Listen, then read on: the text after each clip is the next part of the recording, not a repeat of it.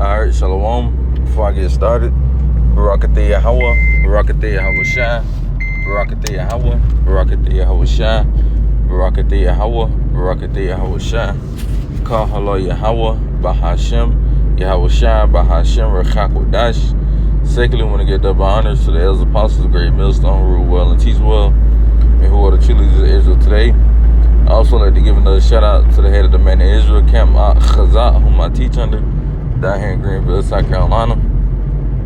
Alright, and I also like to give another shout out to Yishasir Akim, brothers out there that's pushing this truth in all sincerity and righteousness in these last days. And I also like to give another shout out to your Israelite foreigners that's looking like the other heathen nations causing confusion, coming back to our heritage in these last days. Alright, and another quick shout out to you few outwalking sisters out there that's standing in order and doing Chinese during these latter days. To y'all, like to say Shalom. Alright, now coming back through the spirit and power of Yahweh Bashin, I will shower with another exhortation video. And I want to go into how, Babylon the Great, which is America in the scriptures, is going to be cast into the lake of fire, right? Which is going to be by the way of those ICBM missiles. And also, when our Lord and Savior Yahweh shall come back with the host of angels, right? He's also going to bring that fire as well, man. So, like I said, I want to go into how, Babylon the Great will be indeed on fire, man. Alright. Well, if you believe it or not, Babylon the Great will be on fire, man. Right? Like I said, Babylon the Great being America, man. So I'm going to kick it off with the book of Isaiah, chapter 13. One of my favorite chapters in the book of Isaiah. Very beautiful chapter. Go read it if you haven't. So this is the book of Isaiah, chapter 13. We're going to start at verse...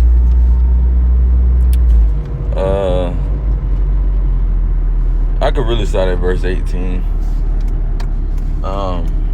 This is the book of Isaiah, chapter 13, and verse 18. It says their bows, right? The bows represents the ICBM missiles, because when you look at a bow and arrow, it looks similar to an ICBM missile. So it says their bows, talking about those other nations like China, Russia, Iran, etc. Right? Their bows also should dash the young man to pieces. Talking about the U.S. military, right? The young man, also women as well, right? Because they're in the military as well, right? It says their bows also should dash the young man to pieces, and they should have no pity on the fruit of the womb. Their eyes should not spare children. Yeah, their eyes not going to spare these little Israelite babies, these Moabite babies, these Edomite babies, right? They're gonna, hey man, these missiles ain't sparing shit, man. I like the scripture say, they're not gonna break their ring. So wherever the Lord want those missiles to hit, that's where they're gonna hit, man. Right? So it says their bows also should dash. Verse 19, Slakia. Verse 19 says, in Babylon, the glory of kingdoms, the beauty of the Chaldees, excellency should be as when Yahweh overthrew Sodom and Gomorrah. And how did the Lord overthrow Sodom and Gomorrah? Go read Genesis, the 19th chapter, around the 20th verse. It tells you how the Lord destroyed Sodom and Gomorrah. And if you don't know how the Lord destroyed Sodom and Gomorrah, I'm going to just tell you real quick. But like I said, you also could read that account in the book of Genesis, the 19th chapter. But, the way the Lord destroyed Sodom and Gomorrah was by the way of fire, man. All right? So that's why the Lord said in Babylon, the glory of kingdoms, the beauty of Chaldees, excellency should be as when Yahweh overthrew Sodom and Gomorrah. So the same way Yahweh overthrew Sodom and Gomorrah, it's going to be the same way he's going to destroy Babylon the Great, which is America, but 10 times, it's going to be 10 times worse than before. You see? So it says in verse 20, it says, it should never be inhabited, neither should it be dwelt in from generation to generation, neither should the Arabian pitch their tents there, neither should the shepherds make their fold there. And when it says it should never be inhabited, right, it says it should never be inhabited, neither it should be dwelt in from generation. That's how we know this Babylon, and talking about this, how we know it's talking about a different Babylon, because the ancient Babylon, which is I believe, if I'm not mistaken, is Iraq, right? Today, Iraq is still being inhabited, man. So that's how we know it's either Iraq or Iran, but I'm pretty sure it's Iraq though. What I was, matter of fact, yeah. Like I was saying though, that's how we know it's talking about a different Babylon, man, because Iraq is still being dwelled in, or it's still being inhabited, right? Matter of fact, where is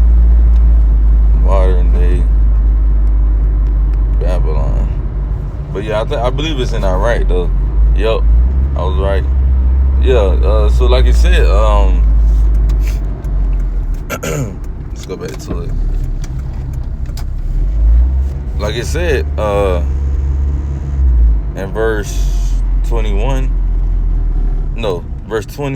it should never be inhabited, neither should it be dwelt in from generation to generation, neither should the Arabian pitch tents there, neither should the shepherds make their foes there. You see that? So that's how we know this is talking about, this how we know this is talking about ancient Babylon. This is how we know that this Babylon is talking about the new Babylon, which is America, man. Because like I said, ancient Babylon, ancient Babylon is still being inhabited, man, which is modern day Iraq, right? So, that was pretty much the point there. Like it told you, it's gonna be destroyed, like how Sodom and Gomorrah was destroyed, man. But it's gonna be worse, man. It's gonna be 10 times worse, man. Right? So let's go over to the book of Isaiah, the 9th chapter and verse 5. It says, for every battle of the warrior is with confused noise and garments rolled in blood, but this should be with burning and fuel of fire. Let's read that again, man. It says, for every battle of the warrior is with confused noise and garments rolled in blood. Yeah, those ancient wars, right? That's how the ancient wars was fought, man. The ancient wars was fought, on horses or on feet, right? And what they used to do was, when they used to be on the horses or whatever, they would charge at each other and they would be screaming, man.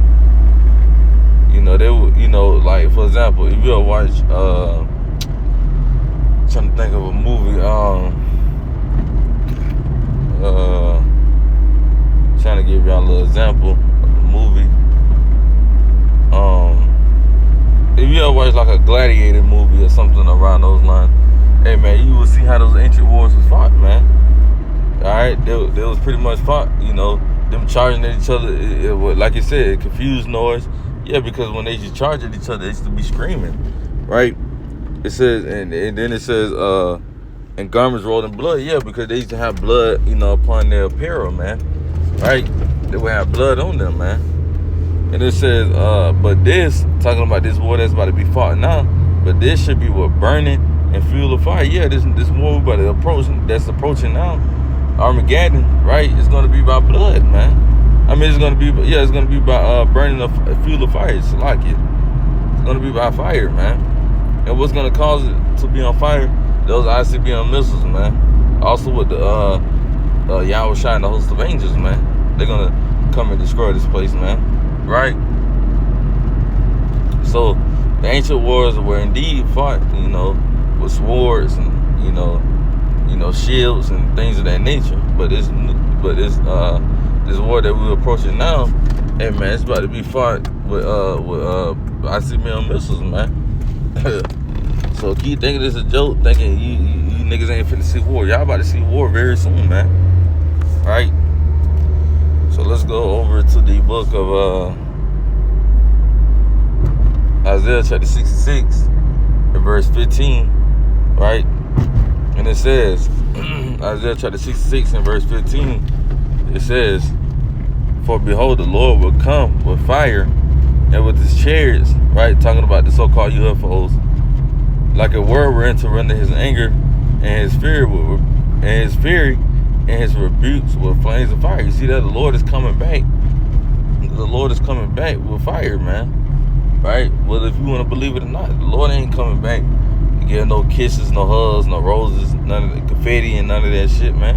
The Lord is coming back to kill, man. Right? He's highly pissed off with you niggas and also you Edomites, you other nations, man.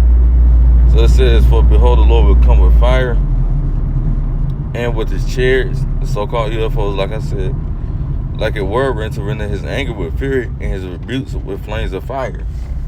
So that's how the Lord is coming, man. The Lord ain't coming to give y'all that soft PC shit, man. No. Lord coming to handle business, man. Alright? So verse 16 says, for by fire and by his sword, for by fire and by his sword will the Lord Yahweh plead with all flesh, and the sling of the Lord should be many, man. Right? And let's deal with that word plead right there. When you go into the Hebrew word for that word plead, it means to judge, man. All right, it's not talking about the Lord pleading like, please let me have my people back. No, when you go into that word plead, it means to judge, man. So the Lord is going to come back and judge you other nations, man. Right? Starting with you Edomites first and foremost, man.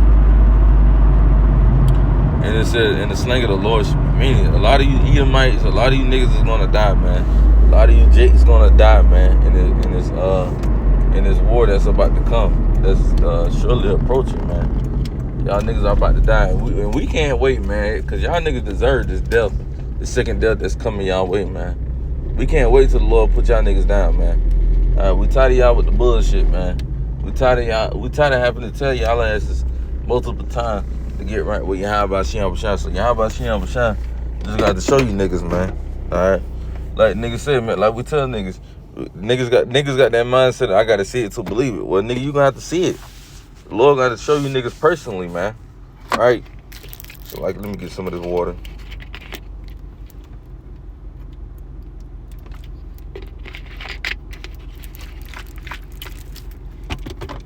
Alright, so let's go over to the book of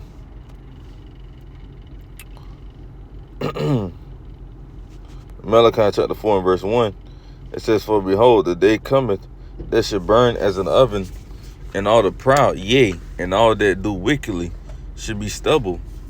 And the day that cometh shall burn them up, said the Lord Yahweh of hosts, and that it shall leave them neither root nor branch. You see that? So the day is talking about, you know, the day that the Lord, you know, the day it's talking about is basically when World War III and Yahweh shall come back, man. That's the day it's talking about. So it says, for behold, the day cometh that shall burn as an oven, and all the proud, yea, and all that do wickedly should be stubble. So the Lord say, you niggas that's doing wickedly, right? The niggas that's prideful and shit like that, man, you niggas gonna have to see that second death, man. And we can't wait till the Lord bring it, man. We can't wait till the Lord bring judgment, man. We ready for judgment to be poured out on this earth, man. All right, because it seems like it ain't enough judgment being poured out, man. We want more judgment to be poured out, man. And the Lord's about to pour out that judgment, man. Just wait to Jacob's trouble, man. Right? But that main judgment is going to be by those ICBM missiles. And we definitely can't wait for that. Yahweh Ratazah, I'll be, you know, delivered from that. And, you know, Yahweh Ratazah, you brothers that's watching, and you sisters that's watching, that's sincere, you know, y'all be saved as well, man. You know, Lord willing, man. So let's go to the book of Revelation 17 and verse 16. And it says, and the 10 horns, right? And the 10 horns which thou sawest upon the beast, these shall hate the whore, and shall make her desolate and naked, and shall eat her flesh and burn her with fire. Right? And the 10 horns represents the EU, man. Right? Those are 10 horns. It says, the 10 horns which thou sawest upon the beast being America, right? Well, the NATO and the EU, right? And also America, right? It says, which thou sawest upon the beast, these shall hate the whore, right? The whore being America, right? America's that great whore, right? It says, and shall make her desolate and naked, and shall eat her flesh and burn her with fire. You see? And it said it burn her with fire. America's going to be burnt. That great whore is going to be burnt with fire, man. You see? The Lord's going to have this place be burnt, man. So those EU nations, they're going to forsake America. And guess what? They're going to burn America down, man. So a lot of you niggas, a lot of you Edomites especially, that like to say, well, we got NATO and the EU. Well, NATO and the EU is going to portray y'all, man. You know? That's something they don't know, though. They think they just going to be on their side. No. You understand, these other countries, they remember what America did to them before they, you know, became allies, man. So they're gonna look at this chance, you know, they're gonna look at this as a chance of getting their lick back, man. You know? And we'll end it with this 2 Peter chapter 3. And I know the brother, you know, Aliyah, you know, if he watching, he get happy when we bring out that Peters, the book of Peters. But anyway, this is the book of 2 Peter. I would let you read it, you know, if you was here. You know what I'm saying? This is the book of 2 Peter chapter 3, and we're gonna start at verse I'm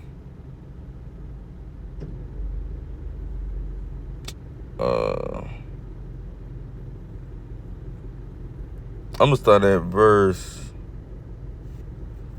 We'll start at verse 4. 2 Peter 3 and 4. It says, "And saying, where's the promise of his coming? For since the fathers fell asleep, all things continue as they were from the beginning of the creation." Yeah, that's what 2/3 these niggas say. They be like, "What the promise of his coming? Where y'all sky daddy at? Where y'all little sky daddy at? What Jesus Christ at?" Even though that's not the name, but you know that's how they say it. You know, it says, "For since the fathers fell asleep, all things continue as they were from the beginning of the creation." So they're like, man, nigga, ain't nothing gonna happen. He's not gonna come back. Things are still the same since my grandma been here. Man, shit, y'all niggas been saying that for 50 plus years, nigga. My grandma been hearing that, man. You know, that's niggas for you though, man. But verse 5 says, For this they willingly are ignorant of that by the word of the heavenly Father, the heavens were of old, and the earth standing out of the water and in the water. Right?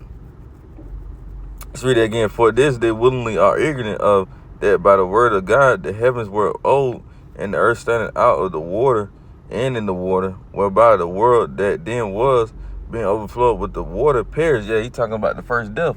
You know, with Noah and Noah and the flood, man. That's what Peter, going back to. And verse 7 says, "But the heavens and the earth, which are now by the same word, are kept in store, reserved unto fire against the day of judgment and the perdition of an ungodly man." So the Lord got this place reserved for fire, man. And that fire that's about to get ready to happen is about to happen. It's slowly but surely approaching, man. Right? This place is about to be burned with thermonuclear fire, man. And those warheads, man. And we can't wait till this place get its judgment, man. We patiently, crying out to Yahweh Shem for him to destroy this place, this kingdom, man.